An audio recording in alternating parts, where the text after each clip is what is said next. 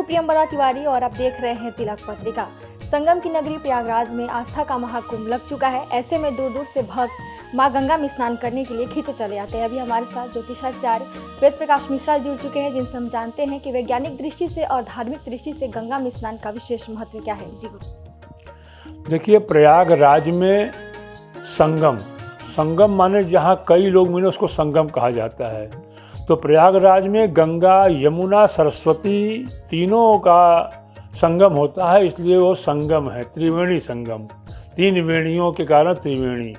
और हमारे यहाँ महत्व इसलिए है कि हमारे यहाँ ब्रह्मा, विष्णु, महेश तीन मूर्तियाँ, त्रिमूर्तियाँ, तीन देवियाँ, महाकाली, महालक्ष्मी, महासरस्वती, इन्हीं के द्वारा पूरे सृजन और संहार सब कुछ देखेंगे तो इन 6 में पूरा छिपा हुआ है। तो मानव जीवन जो है इसलिए ज़्यादा महत्वपूर्ण है कि यह जो जन्म मिला, बड़े भाग मानुष तन पावा, सुर दुर्लभ सदग्रंथ निगावा, साधन धाम मोक्ष कर द्वारा, पाई न जही परलोक समारा। सब चीज़ें हमें प्राप्त हो जाती हैं, लेकिन मोक्ष की कामना प्रत्येक व्यक्ति को होती है जो इस मृत्यु लोक में आता है। तो जो संगम का जो स्नान है वो हमारे पापों को दूर करता है और मोक्ष की प्राप्ति का एक उत्तम साधन बताया गया है। इसलिए त्रिवेणी का स्नान, प्रयागराज का स्नान मनुष्य को मोक्ष देता है, इसलिए वो सर्वोत्तम स्नान होता है। गुरुजी, धर्म जो प्रयागराज है उसका विशेष महत्व क्या है, हमारे दर्शकों को विस्तार से समझाइए कि प्रयागराज में ही क्यों महाकुंभ का आयोजन किया जाता है। और तीर्थों को तीर्थ कहा गया, लेकिन प्रयागराज को तीर्थराज कहा गया, तीर्थों के राजा। तो जहाँ राजा होगा तो वहाँ विश्व की समस्त प्रजा को आना चाहिए, ऐसा विधान है कि जहाँ राजा हो उस राजा के स्थान पर, क्योंकि देशे तो पूर्वज देश में राजा की पूजा होती है और विद्वान सर्वत्र पूज्यते। तो राजा का देश है, राजा का क्षेत्र है, प्रयागराज है। वहाँ ऐसा पुण्य क्षेत्र है कि भरद्वाज जी, याज्ञवल्क्य जी ने राम कथा का वहाँ रसपान किया था। वहाँ राम कथा की रसधारा बही थी, और जहाँ राम की रसधारा बही हो और त्रिवेणी का संगम हो, ऐसे स्नान, ऐसे व्रत, ऐसे पुण्य, ऐसे जो क्षेत्र हैं, यहाँ पर स्नान करना, दान करना, तर्पण करना, अपने पूर्वजों के लिए कुछ करना, ये मानव जाति के लिए हर प्रकार से लाभदायक है। गुरुजी, अभी आपने बताया कि जो धर्म की नगरी है यानी जो प्रयागराज है, तीर्थराज है, वहाँ पे धार्मिक दृष्टि से तो स्नान करना, आपने बताया मोक्ष की प्राप्ति हो जाती है, लेकिन वैज्ञानिक दृष्टि से क्या फल, कौन सी फल की प्राप्ति होती है? जहाँ जहाँ जल का उद्गम स्थल होता है, यहाँ जल कोई विशेष संरचना करता है, तो वहाँ जो ऊर्जा का प्रवाह भूमि के अंदर होता है, उस भूमि में जो ऊर्जा का प्रवाह होता है, तो उसकी जो तरंगें होती, जब हम स्नान करते हैं तो जो तरंगें होती हैं, वो तरंग हमारे मानव शरीर की जो संरचना है, वैज्ञानिक दृष्टिकोण से अगर आप मान रही हैं कि उस दृष्टि से अगर आप देखें तो हमारे यहाँ कहा गया प्रथम जल कहाँ छोड़े, पैर पे छोड़े, फिर सर पे छोड़े। इसके नीचे वैज्ञानिक कारण है कि अगर एकाएक अगर आप जल अपने सर के ऊपर छोड़ देंगे तो आपके मानव शरीर को आघात लगेगा। तो पहले पैरों के द्वारा जल का स्पर्श करें, देखें जल आपके योग्य है या नहीं है। जब उस जल आपके योग्य है तो अपनी हथेलियों का सेवन करें, तो हाथ के कंपन के द्वारा आपको लगेगा कि यह जल हम सह सकते हैं, नहीं सह सकते हैं। इन जब दोनों से आप अपने दोनों हाथों के द्वारा, पैरों के द्वारा आप जल का परीक्षण कर लें, तब हमको स्नान करने का महत्व, क्योंकि एकाएक अगर सर के ऊपर जल गिरेगा तो आदमी मूर्छा में चला जाएगा। तो वैज्ञानिक दृष्टिकोण से जहाँ जल में चुंबकीय शक्ति जो है, जो जल के अंदर की ऊर्जा है, जो जल का संचरण है, वह मानव मस्तिष्क को प्रभावित करता है। इसलिए वैज्ञानिक दृष्टि से अगर आप देखेंगी तो हमारे शरीर के अंगों के द्वारा जल का स्पर्श करके तब हम स्नान की बात करते हैं। इसलिए बहुत बड़ा महत्व है कि हम किस प्रकार से जल का सेवन करें। गुरुजी, स्नान करने सबसे पहले डुबकी लगाया जाता है, तो कितनी डुबकियां हम लगाएं? खासकर संगम स्नान अभी चल रहा है, आप देख सकते हैं महाकुंभ लग चुका है, तो उसमें हम कितनी डुबकियां लगाएं और कौन से व्यक्ति को कितनी बार डुबकी लगाएं? देखिए, ऐसा है कि हमारे यहाँ पहली जो डुबकी लगाई जाती है वो लगाई जाती है गुरु कृपा न केवलम, गुरु की कृपा हमारे ऊपर हो, क्योंकि गुरु गोविंद दोऊ खड़े काके लागों पाएँ, बलिहारी गुरु आपकी गोविंद दियो बताए। बिना गुरु कृपा से यह जीवन सफल हमारा नहीं होता। तो पहली डुबकी तो अपने गुरुओं के लिए है। दूसरी डुबकी जिन्होंने हमको जन्म दिया, जो हमको शरीर मानव धरा पर ले आए, हमारे जो पूर्वज हैं, उन पूर्वजों के निमित्त दूसरी डुबकी हम लगावें। और तीसरी डुबकी जो है वो स्वयं लगावें। इन तीनों का रहस्य है। हमारे यहाँ कहा गया तिराचम्य सुचिर भूतवा धनुराजाय वीर्यवान। 3 बार आचमन किसी यज्ञ पूजा पाठ अनुष्ठान में आपने देखा होगा कि 3 बार आचमन करने की परंपरा हमारे यहाँ है। ओम केशवाय नमः, ओम नारायणाय नमः, ओम माधवाय नमः। आचमन है। तो गंगा का भी तो हम आचमन करते हैं। गंगा का सेवन जो करते हैं आचमन के द्वारा हम प्रथम करते हैं।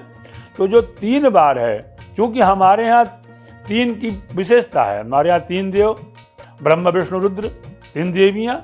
तो यह 3 जो है, यह हमारे यहाँ 3 डुबकी लगाने से क्या होता है कि हम भगवान के तीनों रूप जो हैं, या जो मानव के जो 3 प्रकार के ताप हैं, सतोगुणी, रजोगुणी, तमोगुणी, इन तापों का समन हो जाता है। इसलिए 5, 7, 9 आपकी इच्छा है, लेकिन अगर आप धर्म की दृष्टि से विचार करते हैं तो 3 डुबकियां ही आपके मानव जीवन की जो कामनाएं हैं उसको पूर्ण कर देती हैं।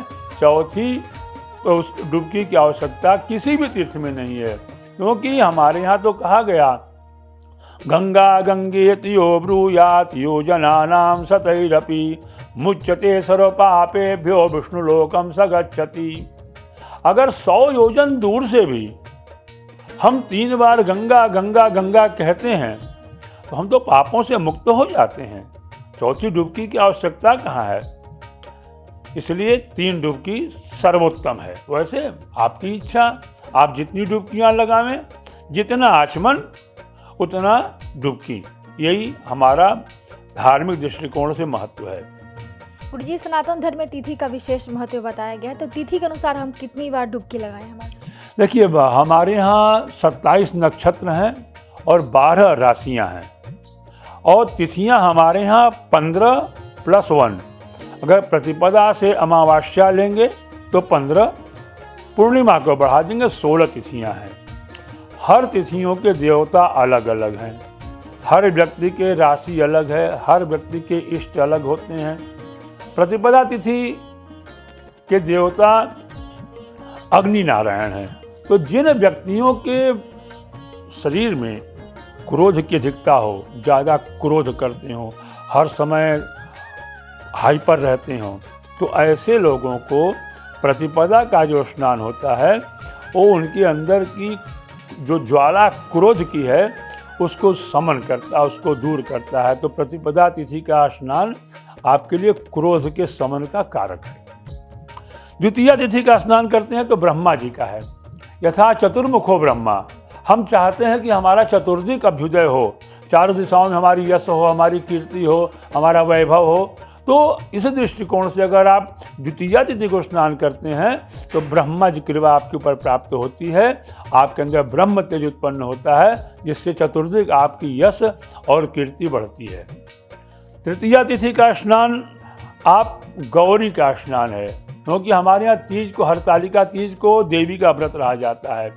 तो जिन कन्याओं के जीवन में वैवाहिक लाभ न प्राप्त होता हो, या जिन पुरुषों के भी जीवन में वैवाहिक योग न बन रहे हों, वो अगर तृतीया तिथि को स्नान करके भगवती देवी की आराधना करते हैं तो उनके जीवन में जो दाम्पत्य सुख प्राप्त करने में कमी आ रही है वो उन्हें प्राप्त हो जाती है।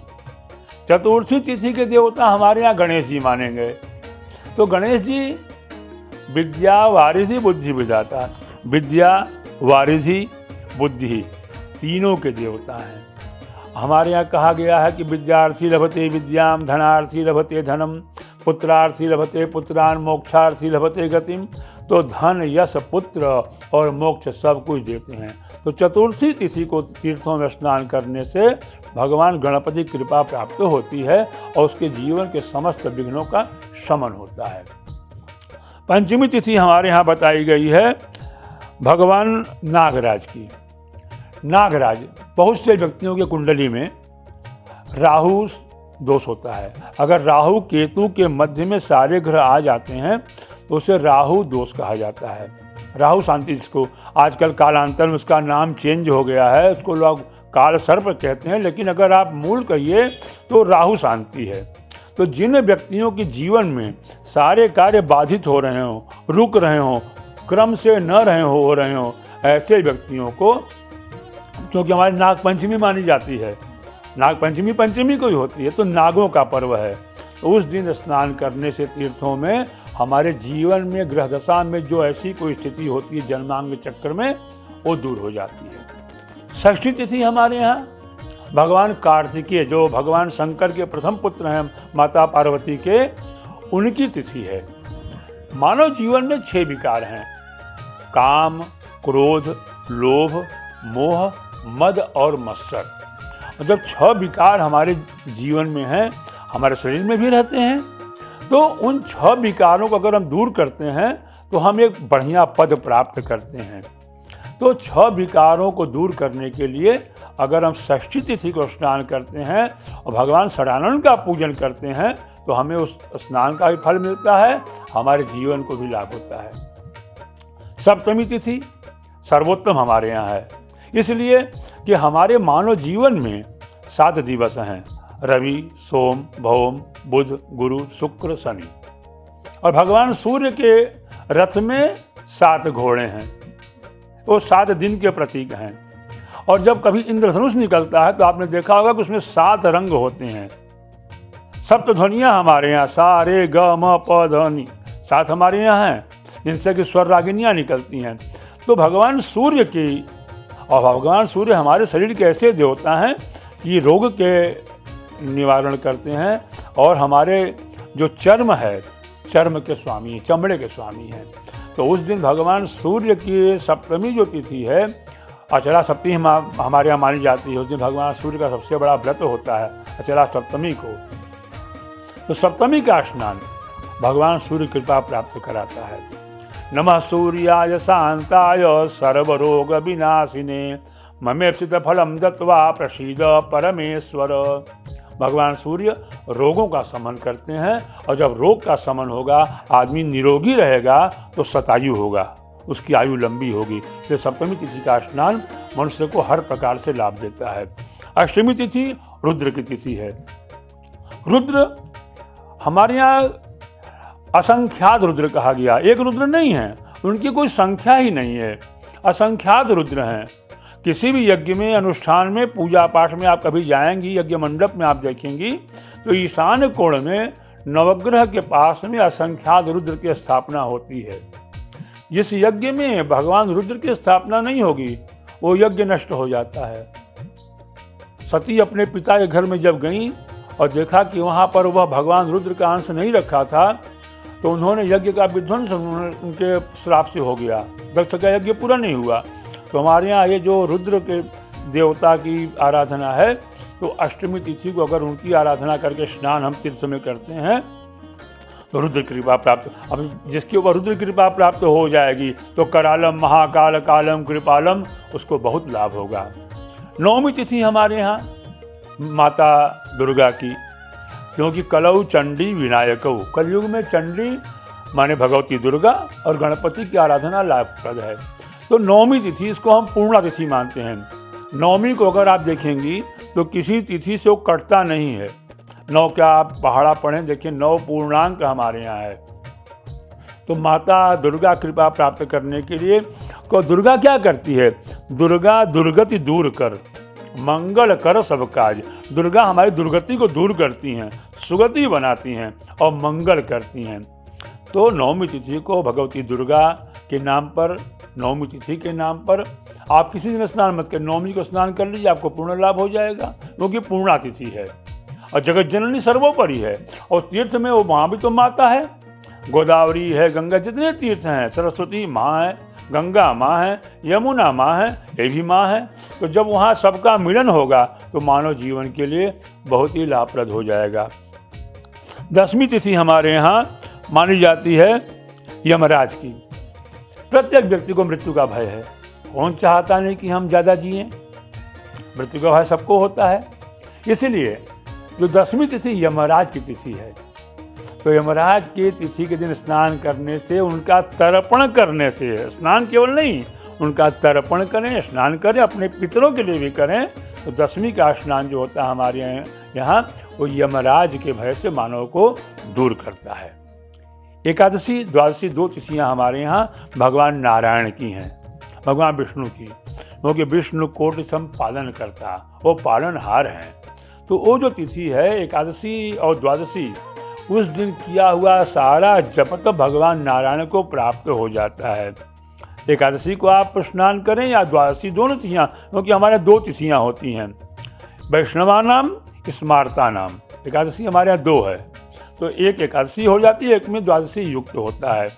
तो इन दोनों तिथियों में स्नान करने से भगवान जो विष्णु है, विष्णु कोटि सम पालन करता, पालनहार कृपा हमारे ऊपर होती है। हाँ, उस दिन एकादशी के दिन अगर आप स्नान कर रहे हैं, ओम नमो भगवते वासुदेवाय, जो द्वादशाक्षर मंत्र है, उस मंत्र का जप तीर्थ में जरूर करें, तभी आपको पूर्ण फल प्राप्त होगा। क्योंकि सर्वम विष्णुमयम जगत, सारा भगवान का जो ये संसार है विष्णु के अधीन है। तो भगवान विष्णु के नाम पे स्नान करें, उनका व्रत करें और अब उनका लाभ प्राप्त करें। हमारे यहाँ त्रयोदशी तिथि जो है कामदेव की है। आज संसार में, समाज में एक बड़ी विषमता की दृष्टि हो गई है। पारिवारिक प्रेम टूट रहे हैं, परिवार छिन्न भिन्न हो रहे हैं, पति पत्नी या जो भी जिसका भी आप कहिए, जो इस कटुता आ गई है। जिनके जीवन में ऐसी स्थितियां हों, संबंध विच्छेद की स्थिति हो, कोई ऐसी स्थिति हो कि आपस में बात न हो, ऐसी लोगों के लिए त्रयोदशी तिथि, ये कामदेव अनंग जिसको कहा जाता है, जिसका कोई अंग नहीं है लेकिन सबको परेशान करता है। काम किसको नहीं होता, काम वासना सबको होती है। तो जिनके जीवन में इस प्रकार की कोई स्थितियां हो, उनको जो है त्रयोदशी तिथि के दिन स्नान करना चाहिए और अनंग की पूजा करनी चाहिए। अनंग की पूजा करने से जीवन में काम की प्राप्ति होती है। चतुर्दशी तिथि हमारे यहाँ देवाधिदेव महादेव की तिथि है। अभी शिवरात्रि हमारी पड़ेगी चतुर्दशी तिथि में, तो उस दिन स्नान करने से जो देव, लेकिन एक देवाधिदेव, तो जो देव है वो तो थोड़ी कृपा करेगा, लेकिन जो देवाधिदेव है वो तो परम कृपा करता है, परम कृपालु है। ऐसे कृपालु के व्रत, उसके दिन स्नान करने से, वो भी किसी तीर्थ में जाकर के, वो भी ऐसे तीर्थ में जिसके मस्तक से गंगा निकल के पृथ्वी पर बह रही हैं, तो उस दिन का स्नान तो परम लाभकारी होगा, उसमें तो कोई संशय नहीं करना चाहिए। चतुर्दशी तिथि का स्नान जो आपके लिए होगा, वो मानव जीवन के जो पाप हैं, संताप हैं, रोग हैं, क्लेश हैं, कष्ट हैं, पीड़ा हैं, सबको दूर करने वाला है। पूर्णिमा तिथि आएगी। पूर्णिमा को क्या होता है कि कृष्ण पक्ष में चंद्रमा घटता है, तो देवता उसके अंशों को ले लेते हैं। हर देवता, उस तिथि का देवता चंद्रमा से उसके अंश ग्रहण कर लेता है, और जब शुक्ल पक्ष होता है तो वह देवता उसके अंश को, चंद्रमा को धीरे धीरे उसको प्रदान करता है। पूर्णिमा आते आते चंद्रमा पूर्ण हो जाता है, सभी कलाओं से युक्त हो जाता है। चंद्रमा की 16 कलाएं हैं, तो उन कलाओं से चंद्रमा युक्त हो जाता है। तो चंद्रमा क्या है? हमारे मन का कारक है। जैसे लोग कहते हैं जैसा मन वैसा तन, जैसा हमारा मन हो ऐसा शरीर को हम बना लेते हैं। तो अगर हमारा मन ठीक हो, चंद्रमा मनसो जातक्षसो हो सूर्यो अजायत, चंद्रमा मन का कारक है। तो चंद्रमा अगर मन का कारक है, हमारा मन ठीक होगा तो हम हमेशा ठीक रहेंगे। हमेशा हम चाहते हैं कि हम प्रसन्न रहें, निर्मल रहें। हमारा मन निर्मल, मन जन सो मोहि पावा। हमारा मन निर्मल हो, हमारा मन शांत हो, हमारा मन गंभीर हो, तो वहाँ जो कलकल धारा बह रही है उसमें निर्मलता है, उसमें शीतलता है, उसमें सुगंध है। ऐसी धारा में पूर्णिमा के दिन अगर हम स्नान करते हैं और चंद्रदेव की पूजा करते हैं, वो चंद्र कौन है? जो चंद्र भगवान शिव के शीश पे विराजमान हैं। भगवान गणपति को भी भालचंद्र कहा गया। तो ऐसे जो देवता का जो यह दिन है, पूर्णिमा का दिन, उस दिन अगर हम तीर्थों में स्नान करते हैं, व्रत करते हैं, तो हमारे जीवन के पाप, जितने कलुषित पाप हैं, विचारधाराएं कलुषित मन में भरी हुई हैं, वो सब दूर हो जाती हैं। हमारा मन निर्मल हो जाता है, हम ईश्वर की प्राप्ति के मार्ग में आगे बढ़ जाते हैं। संगम नगरी प्रयागराज में महाकुंभ लग गया है और कहा जाता है कि महाकुंभ में जो व्यक्ति स्नान आदि करते हैं उनको मोक्ष की प्राप्ति हो जाती है। और कुंभ में विशेषकर तीन डुबकी लगाने का विशेषकर महत्व बताया गया है। कहा जाता है पहला डुबकी अपने गुरु के लिए, दूसरा पितरों के लिए और तीसरा स्वयं अपने लिए लगाना चाहिए। तो अभी जब महाकुंभ में स्नान करने जाए, इन बातों का ध्यान रखें। कैमरा पर्सन दीपक गुप्ता के साथ में प्रियंवदा तिवारी, देखते रहिए तिलक पत्रिका।